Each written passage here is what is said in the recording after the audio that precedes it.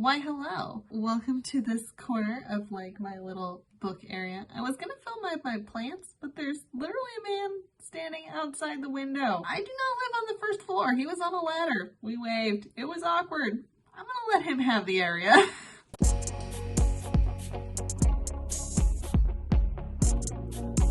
Repairing the shutters. I'm not sure. The joys of apartment living. But anyway, so I know I said that my next video that was going to go up was going to be my giant wrap up of all the books I read this summer. Incorrect, because I did not have time to film that. So instead, I have a video that I filmed last weekend when I went on a little adventure. I think it was really early this year. I read a book by Christopher McDougall called Running with Sherman. I did kind of a review on it in one of my like monthly wrap-up videos. It's written by the same man who wrote Born to Run, who's an extremely charismatic running writer. It's the story about how a couple years after he, sort of made famous, in the running world, he moved with his significant other out into the middle of Amish country because that was the place where they found like lovely land and space. And so they moved to Lancaster, Pennsylvania. Half the book is about his relationship with this donkey named Sherman, who comes into their lives as like a rescue donkey, and their relationship and, how you can't make donkeys do anything they don't want to do and how nothing goes according to plan. And the other half is just about living in a community that's mostly Amish and the many like idiosyncrasies and stuff of that. But the thing I want to point out is in that book, he described a running race, 5K and a half marathon called the Bird in Hand Half, and it's put on by the local Amish community every year to raise funds for their fire department. And he kept talking about it, and something you're going to learn about me is that I'm easily influenced. So I registered for that race like 6 months ago. And then I started training for that race. And then I got really ill. And then I did not train very well for that race. And then race time came around, which was last weekend. And I decided to do it anyway. Because, yeah, that's sort of who I am as a person. If you think it's like maybe a bit crazy to do, the previous year, I ran 2 half marathons, as well as captaining and running a 200-mile relay race, and I hiked several mountains with what I would later discover was chronic appendicitis. So this is really in character for me, okay? I promise. My husband very graciously ran it with me as sort of my like companion / pack mule, so that I had someone literally next to me in case I took a turn, so to speak. So anyway, here's the vlog.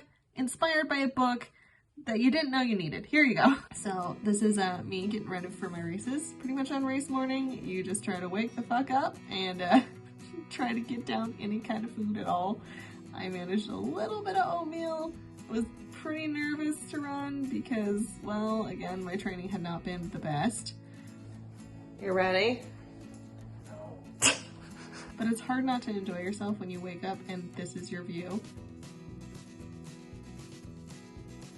However, the view was quickly interrupted by reality, which was that the car did not start and we were not at the start line, so we had to run an aggressive pre-race warm-up to get to the start. But we did make it.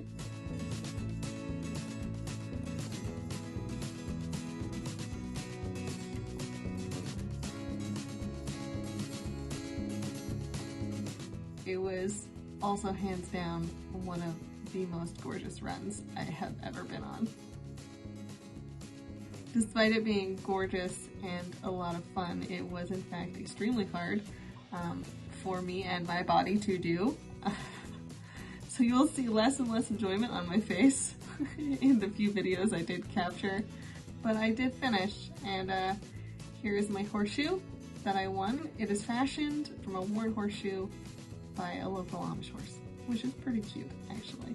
And I'm very proud of this medal because finishing this race at all was a big deal for me. I completed my A goal, which was to finish without hurting myself. It was a really well-supported course despite being closed, so like pretty much every Amish family or family in the area was sitting on their lawn, like ringing cowbells and like clapping. It was really a cool race.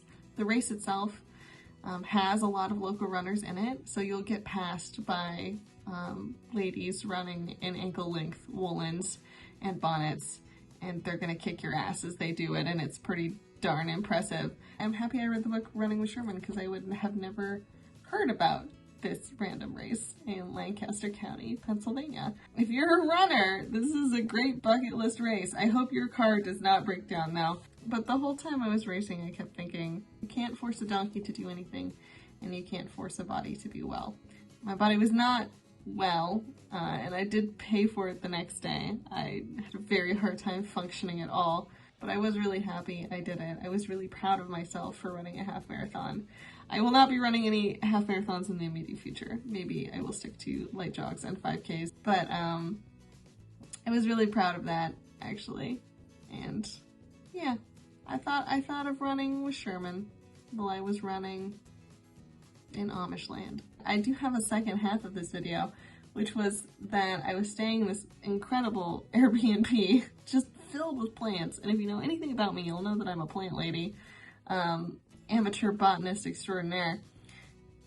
And I decided in my, fugue state, in my post-run fugue state, that what the world needed was me trying to see if I could name all the plants in this tiny apartment. So I filmed that. Here's that. Hello. So I am in the post-half marathon haze, and I thought I would play a fun game called Can I Name All the Plants in the World's Plantiest Airbnb? And extra points for full Latin names, but I don't know, I'm a little out of it, so we're gonna see how good we do here. This one, I know. This is a peperomia, obtusfolia. They don't need a lot of light, and they're usually happy anywhere.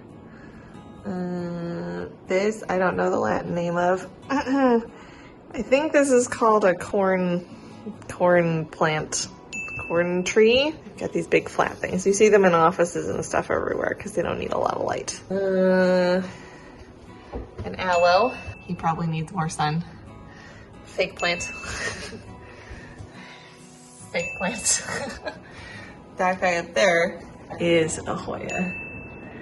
You can always tell they're Hoya because they get these big long, reedy things that stick out, these big crawlers.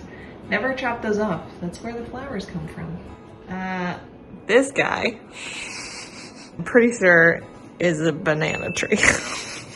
They're wonderful. These don't really grow well in houses, but this Airbnb has a giant freaking skylight everywhere.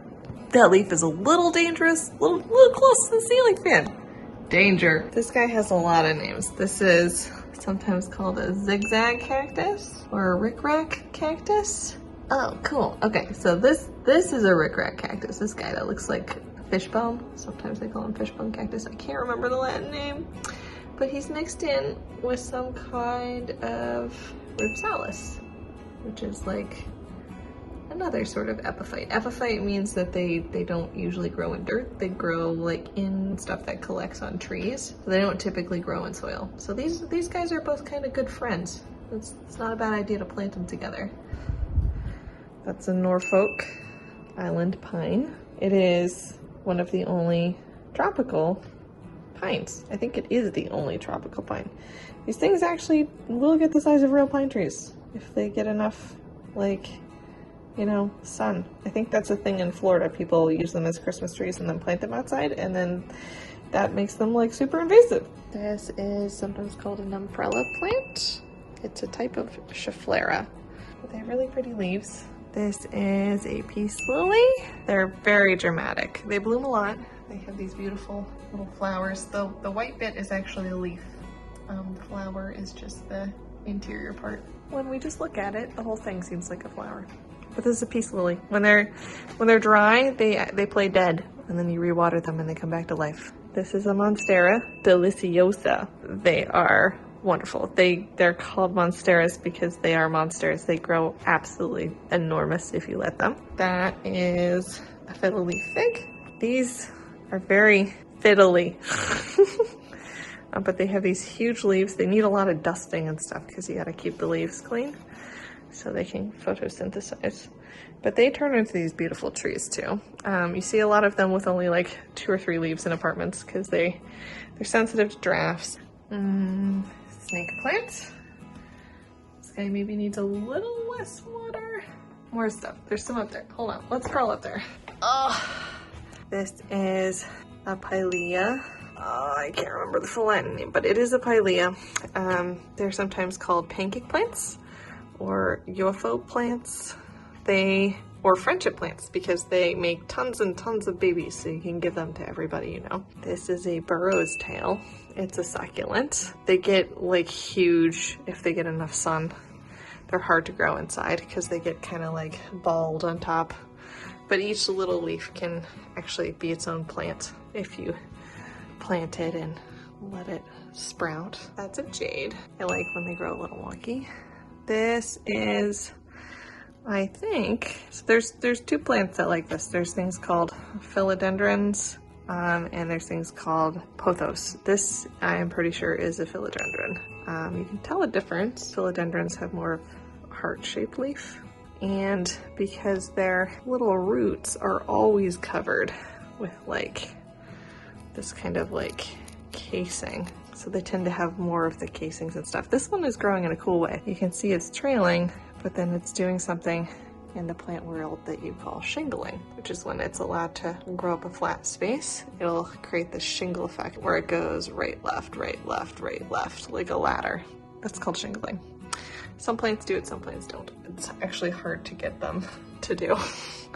This one's doing it without any help. That, I think, is a philodendron Brazil. They're very pretty. It's another variation of the other plants. These 2 are super low maintenance. Like, you can put them anywhere. They don't need a lot of light. They don't need a lot of love. Same for snake plants. Sansevieria cylindrica. That's a Hoya. Can't remember the name of the Hoya. These are really common around Valentine's Day. They sell them in like these little containers just as a single leaf. They'll never grow into more than this. They'll always just be one of the leaves because there's never enough like root tissue to keep growing. So if you like how they look like this, that's great, but they're never gonna change. Parkour! This is another peperomia. So this one's doing something fun. It's in the same family as the round one out on the kitchen table. So these like spiky things, these are the flowers. They're called inflorescence. A lot of plants do this instead of having what you and I would know as like flowers. But yeah, it's really cute. This is a ZZ plant. If you were a plant killer, buy this plant, put it anywhere. Ignore it, water it once a month. It'll love you. This is just an enormous African violet. You can tell because it's got really fuzzy leaves. It's not flowering right now. That is a baby Schefflera. So this is a miniature species of the one that was in the front room. I missed 2. Hold on. Funnily enough, a super easy plant and a super easy to kill plant right next to each other. I think this one is actually a pothos. I can't remember the names of all the variations, but you can see that the leaves are slightly less heart-shaped and they don't have the like casing at every node, a little like papery casing. This is just a pretty variation on a pothos. People like the spottedness of the leaves. This is called variegation. This guy, this is a fern. This is, what are you called, buddy? This is a maidenhair fern. They're really, really easy to kill. They basically have to be wet all the time. They love humidity. If they dry out at all, they just die immediately. So great for bathrooms with skylights, and that's about it. And that's it. That's my slightly manic post-run Airbnb plant tour. I love this Airbnb so much. It's great. I'm having a great time. Many things have gone wrong on this trip, but I'm having a great time. And I'm in the plantiest Airbnb of all. That's my slightly manic race vlog, and there will be a more structured video coming soon when we talk about books in actuality that I have read. It's not that long of a list, so it can't be that hard to film. We're gonna do it. Thanks for watching, and I'll see you next week.